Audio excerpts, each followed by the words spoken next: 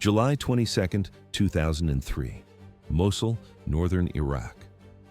The thermometer read 120 degrees. A massive stone villa stood at the end of the street, but the stillness was deceptive. 200 soldiers from the 101st Airborne locked down the perimeter. Humvees blocked the exits.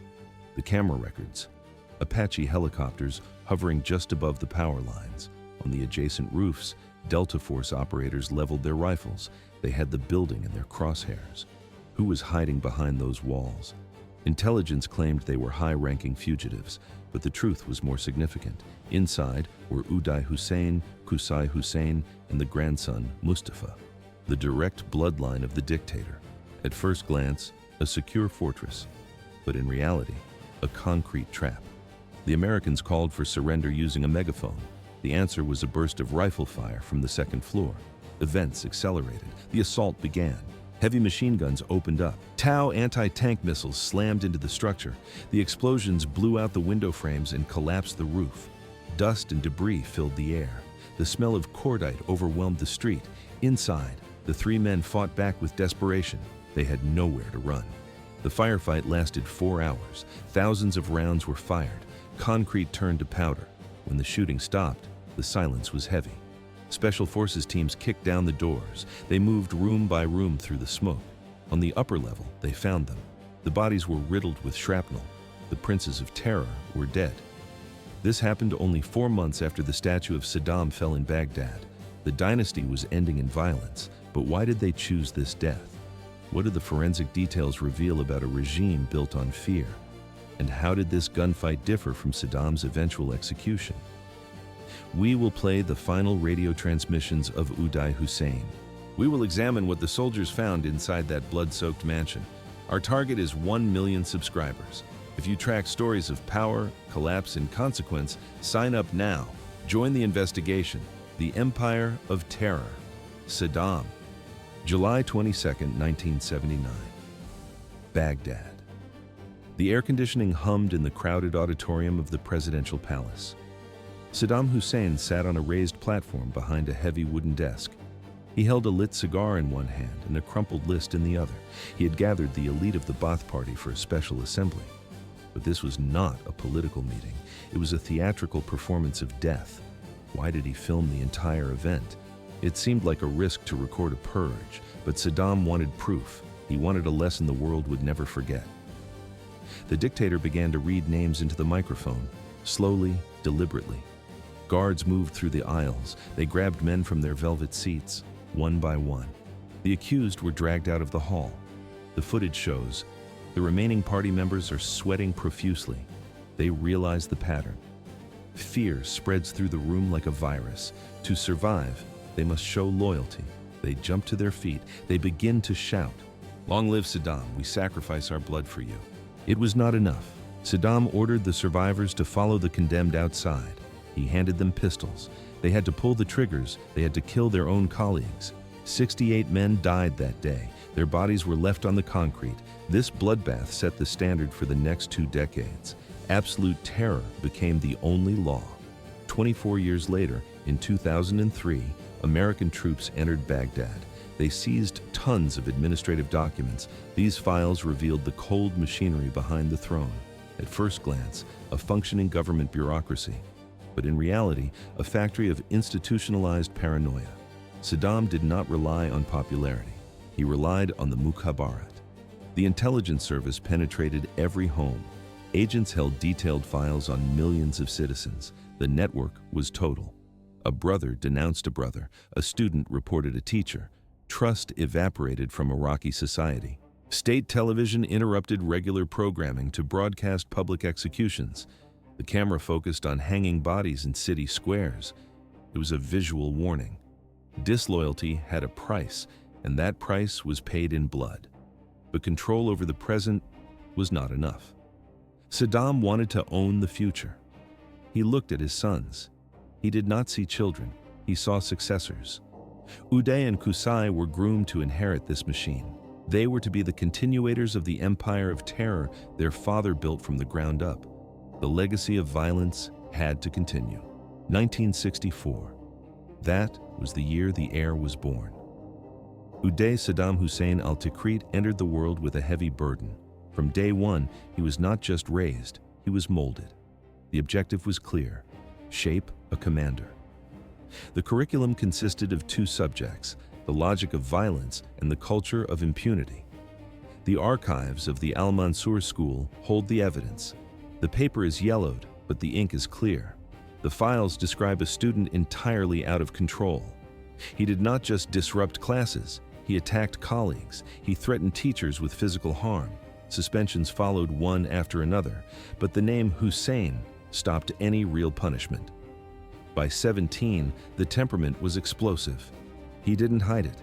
He walked the halls with guns on his belt. He waved the family name like a weapon. Fear was his primary tool. In 2003, al-Bashir spoke to the Washington Post. He was not just a bystander. He was the family's personal plastic surgeon. His diagnosis was blunt. Uday was unstable since adolescence. At first glance, a spoiled prince, but in reality, a psychopath without boundaries. The doctor stated it clearly. Uday did not recognize moral limits. The word no simply did not exist in his vocabulary. But he was not alone. Qusay Saddam Hussein al-Tikrit arrived in 1966. He was the opposite of his older brother. British intelligence reports, declassified in 2010, paint a grim picture. They describe a man who was methodically cruel. He was calculative. Uday sought the cameras, the prestige, and the immediate pleasure. Qusay preferred the shadows. Why was Qusay more dangerous? He did not scream, but his silence was lethal. He operated behind the scenes. He strengthened his power base within the Special Republican Guard and the security services. While Uday made noise, Qusay made plans. He became the father's favorite successor. Events accelerated. How did these 2 young men turn into monsters? They were created between gold-plated palaces and torture chambers, privilege mixed with blood. They became the most feared executioners of the 20th century. The footage shows even old allies of Saddam hesitate to speak their names. Their crimes piled up. Fear paralyzed the nation, but the clock was ticking. The American invasion of 2003 was approaching. It would bring a violent end to a violent dynasty. The story cut off here. The late 1980s, Baghdad. At the age of 20, Uday Hussein seized the presidency of the Iraqi National Olympic Committee. He did not care about medals, he cared about control. Human Rights Watch reports from 2004 exposed the reality behind the title. The committee was a dungeon. Why did national athletes tremble before a match? Defeat did not mean disappointment, it meant physical destruction. Former national player Sharar Haider witnessed the punishments firsthand. He saw teammates held down on concrete floors. He watched as guards swung iron rods against the bare soles of their feet. The skin broke, the bones cracked. But this was only the beginning. Beneath the stadium stands lay a private prison. The New York Times confirmed its existence. Athletes entered these cells after a loss. Some were never seen again. United Nations investigators analyzed the regime's archives after Saddam's fall. The files revealed a pattern of absolute depravity. Uday kept trophies. He maintained detailed photo albums of women he had kidnapped and raped. The BBC recorded eyewitness testimony in 2003. The footage describes a chilling routine. Bodyguards patrolled the streets of Baghdad. They grabbed women from the sidewalks. They forced them into cars and drove them to the palace. There was no recourse. 1988, the violence spilled into the inner circle. A party was underway at the presidential palace. Music played. Hundreds of guests mingled. A drunk Uday cornered Kamel Hana Jejo. Jejo was Saddam's personal valet and food taster. His crime was political. He had introduced the dictator to a second wife. Uday's mother felt insulted. Uday demanded blood. The confrontation turned lethal.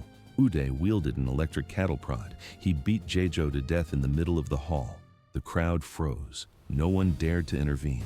Saddam was furious. The public humiliation was a stain on his authority. He exiled Uday to Switzerland immediately. At first glance, a severe punishment, but in reality, a short vacation. The dictator could not abandon his firstborn for long. After a few months, Uday returned to Baghdad.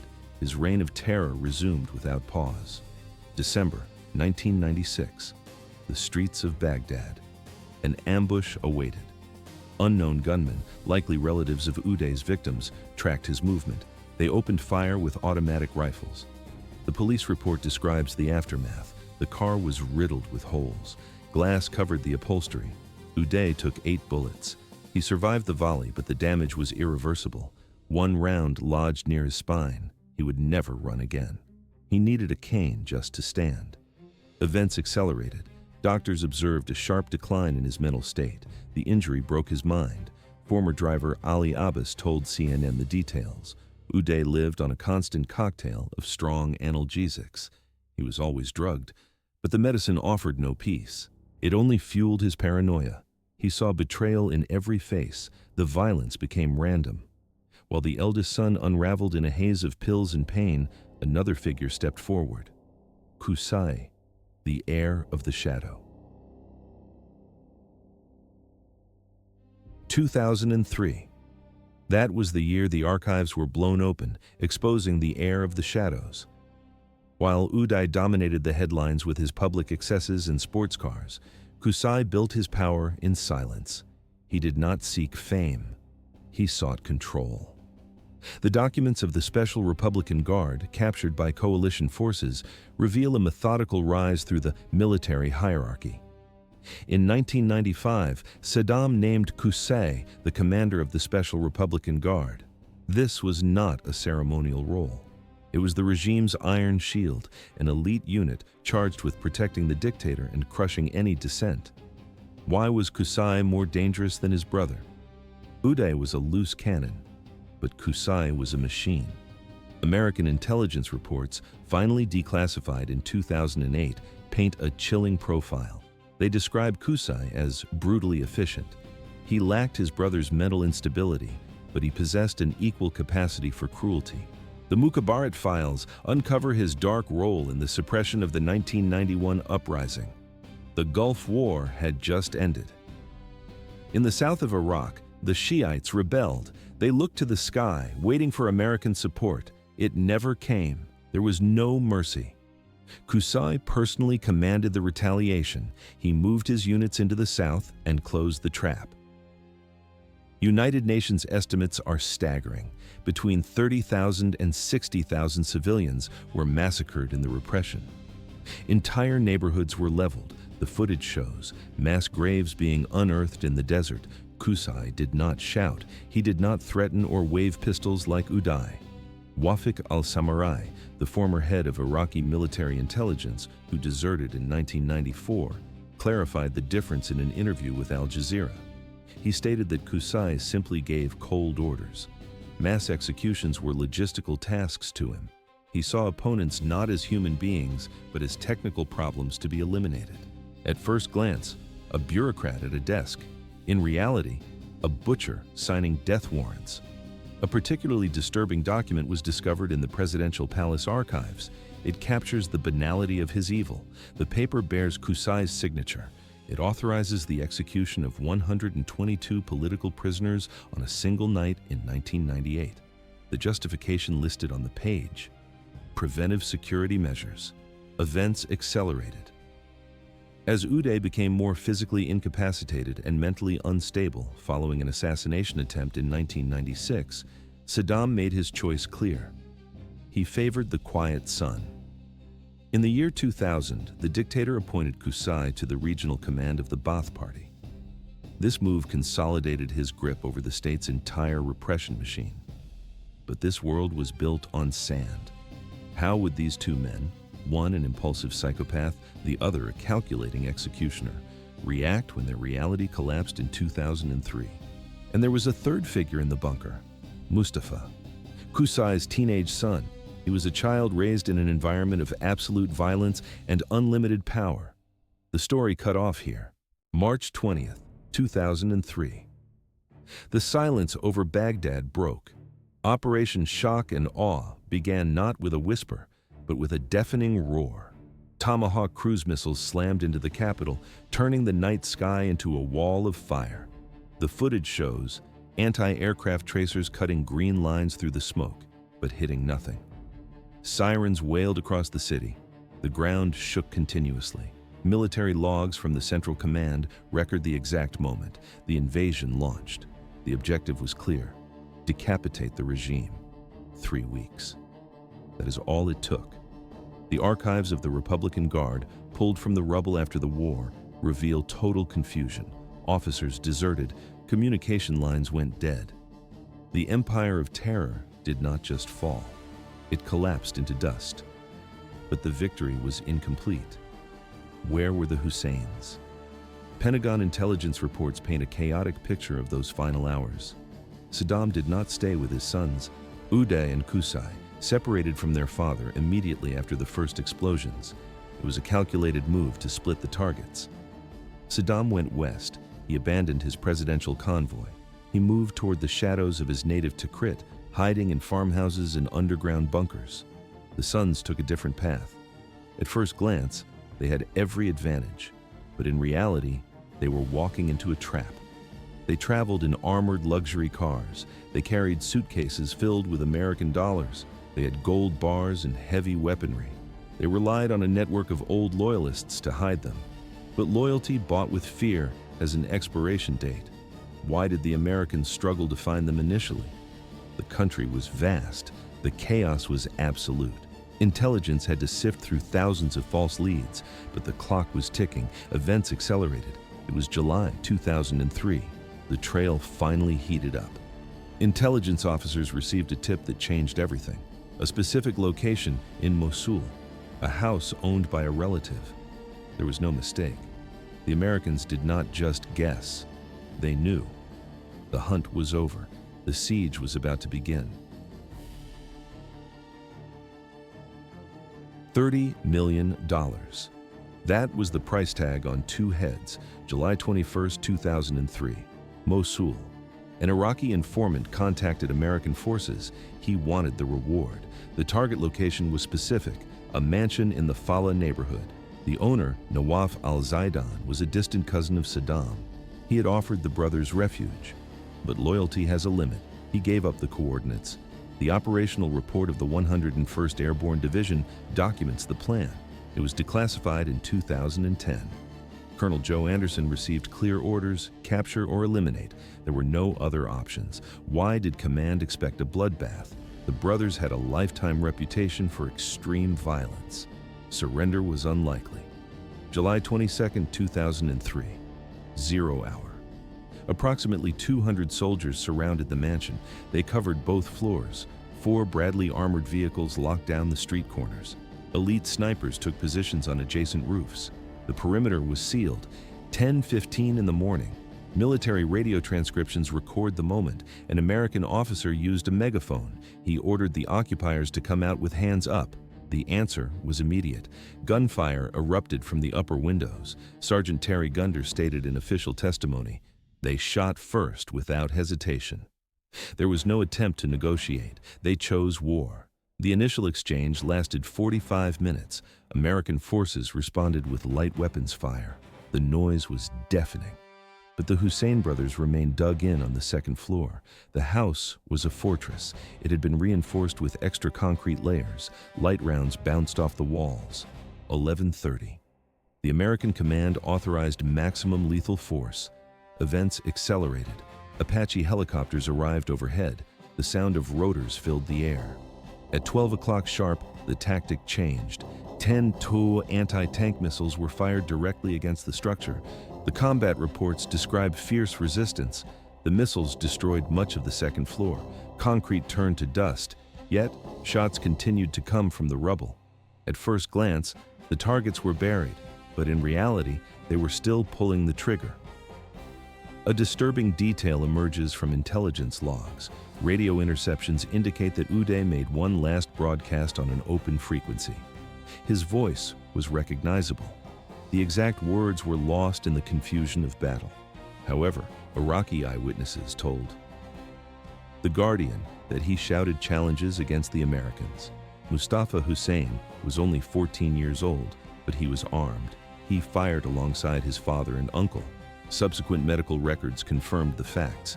He died holding an automatic pistol, 3:30 in the afternoon.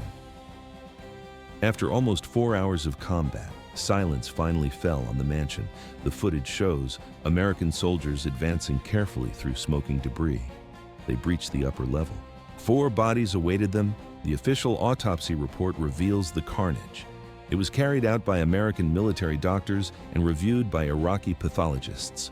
Uday Hussein, multiple bullet wounds to the thorax and head, death from massive ballistic trauma. His body showed extensive scars from previous surgeries, a reminder of the 1996 assassination attempt. Qusay Hussein, wounds to the head and abdomen, bullet wounds on the thorax, death from ballistic trauma and hemorrhage.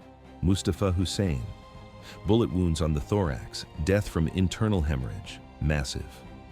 A 4th body was identified as Abdel Hamid Mahmoud al-Khattab. He was the brother's personal bodyguard. He died at his post. Colonel Anderson reported to the Pentagon. The resistance was more intense than anticipated. They fought until the last second. There was no white flag. Thus ended the hunt. July 23, 2003.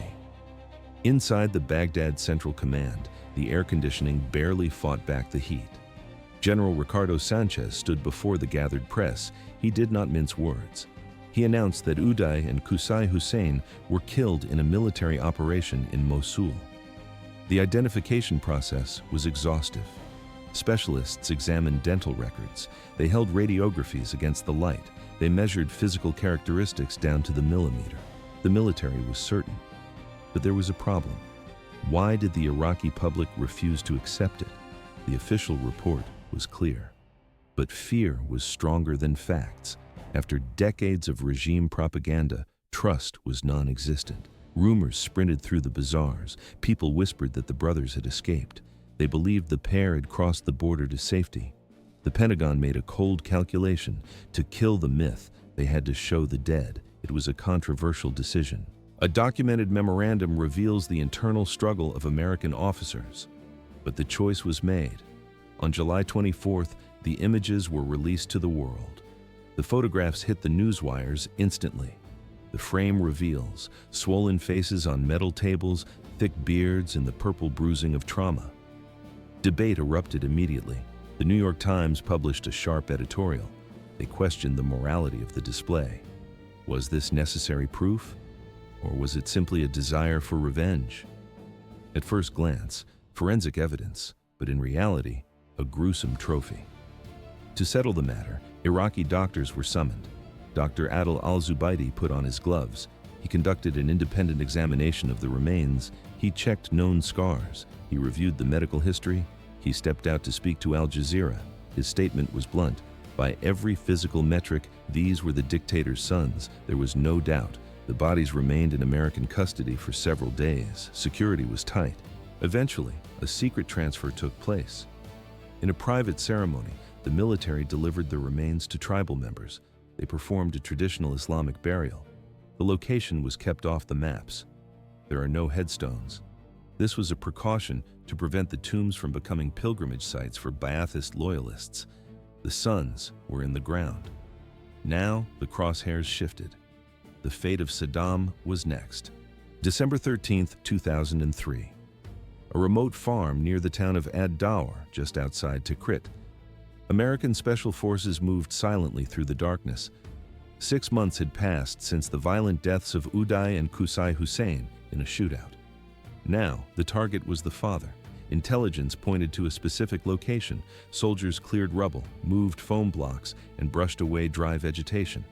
Beneath the dirt lay a small concrete lid. They lifted it. Inside was a spider hole, an underground vertical tunnel barely large enough for one man. The soldiers shone their flashlights into the darkness. The beam revealed a disheveled figure. The contrast was absolute. The man who had built palaces of gold and ordered thousands of executions was now cowering in a hole 6 feet underground. He was dirty. His beard was matted. He looked disoriented. Why did the dictator hide here? He had millions in cash and networks of loyalists, but fear of capture forced him to live like a hunted animal. Hands reached down and pulled him out. He did not fight. He stood on the dusty ground, blinking in the artificial light. The official transcripts record his first words in English. "I am Saddam Hussein, the president of Iraq, and I want to negotiate." His voice was no longer the thunderous command of a tyrant. It sounded hoarse. It sounded impotent. The American soldier standing opposite him did not flinch. The reply was short, almost ironic. "President Bush sends his regards." Thus, the legend of the invincible leader collapsed. But this was only the beginning. Under heavy escort, he was transported away. Months turned into years. The Americans did not judge him. They delivered him to the Iraqi criminal court, an institution born from the ashes of his own regime. The trial began in 2005. The world watched. Cameras broadcast every second of the proceedings. The prosecutors chose a central case, the Dujail massacre of 1982. 148 Shiites executed, retaliation for a failed assassination attempt against the dictator. November 5, 2006. The courtroom was chaotic. The hearings had been tumultuous, interruptions, shouting matches, boycotts. But on this day, the judge demanded silence. The verdict was read: death by hanging. The camera records: Saddam stands up. His face turns red. He raises his right hand, a finger pointing at the ceiling. He shouted over the judge's voice, "Allahu Akbar, the nation will win and Palestine is Arab." He tried to maintain the image of a resistant leader. He tried to wear the mask of authority one last time, but the guards grabbed his arms and forced him down. Events accelerated. There was no time for appeals. December 30th, 2006, 6:50 in the morning.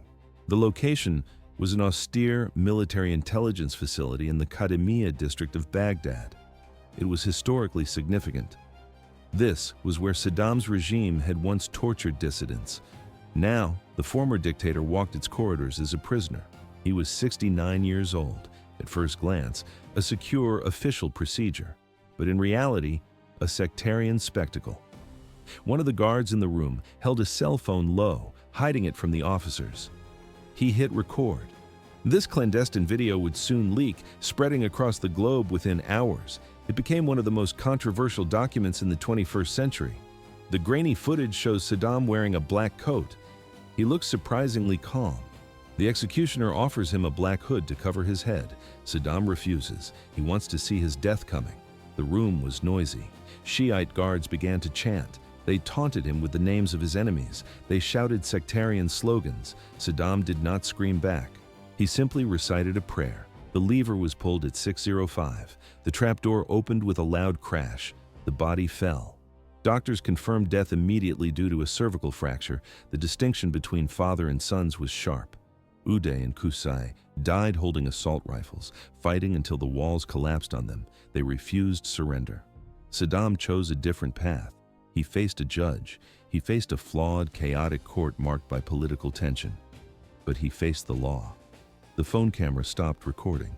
The body was removed before sunrise. The regime that began with blood ended with the snap of a rope. 24 years. That was the duration of the nightmare. The Hussein family did not just rule Iraq. They held it by the throat using a brutal, effective formula: absolute terror, tribal loyalty, a cult of personality. For 2 decades, this system functioned on pure fear and violence. But eventually, the gears ground to a halt. The empire of Saddam was built on blood, intimidation, and propaganda. It finally crumbled under the weight of its own contradictions. Today, the archives are open. Documents once hidden in basements now reveal the true magnitude of the atrocities. It wasn't just political oppression, it was industrial-scale murder. Human Rights Watch estimates the toll. Between 250,000 and 290,000 Iraqis were executed by the regime. The footage shows excavators digging up dry earth in the desert, collective graves discovered after 2003. 1988, the chemical attack on Halabja. Gas clouds descended on the Kurdish city. 5,000 people died in a single day. The camera records, bodies frozen in the streets, mothers clutching infants, no visible wounds, only the stillness of death. This crime symbolizes the cold, calculated cruelty of the regime.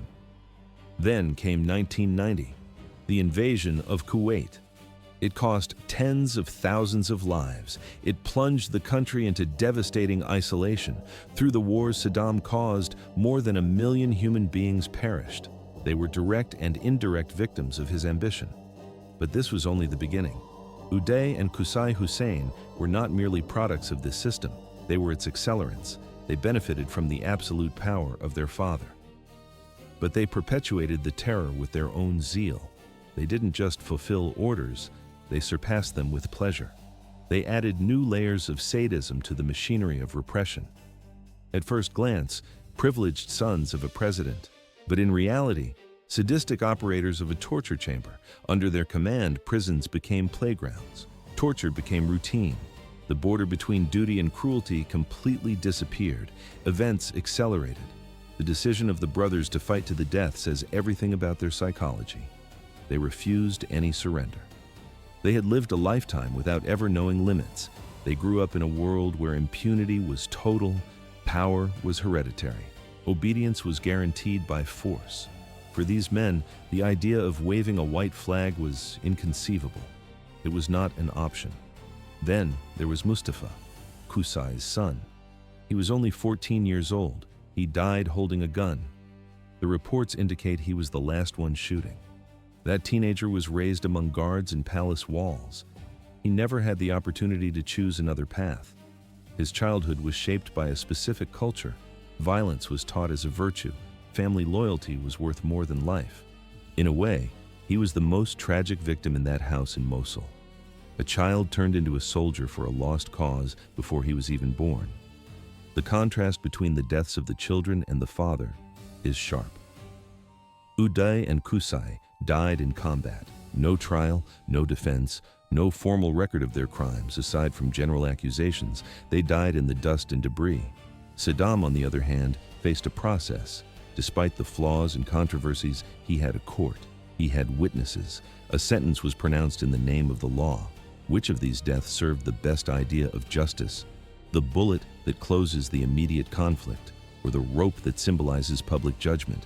The legacy of the Hussein family remains a warning. It highlights the risks of absolute power. No authoritarian regime survives only by the will of a dictator. It depends on a complex web, tribal loyalties, silent bureaucracies, family structures, and above all, the complacency of those who choose to obey. Why did the regime last so long? It seemed unstable, but fear is a powerful adhesive. The question continues to echo. It is not how the Husseins fell. All tyrants eventually fall. The mystery is how they managed to stay in power for decades. A mixture of fear, propaganda, and international indifference allowed this cruel regime to dominate Iraq for almost a quarter of a century. This may be the most disturbing lesson of all. If this story makes you reflect on the price of absolute power, share this video. We must never forget what happens when tyrants rule without limits. The history of the Husseins is not just about a criminal family. It is a permanent warning about our collective vulnerability. It shows the appeal of authoritarianism. It exposes the normalization of cruelty when it is buried under the guise of order and stability. Saddam's sons died as they lived, with violence, without remorse, refusing responsibility until the last moment. Their deaths ended a dynasty of terror. But the questions raised about power, cruelty, and human nature remain. They are as relevant today as on that hot day in July in Mosul. Thus ended an era.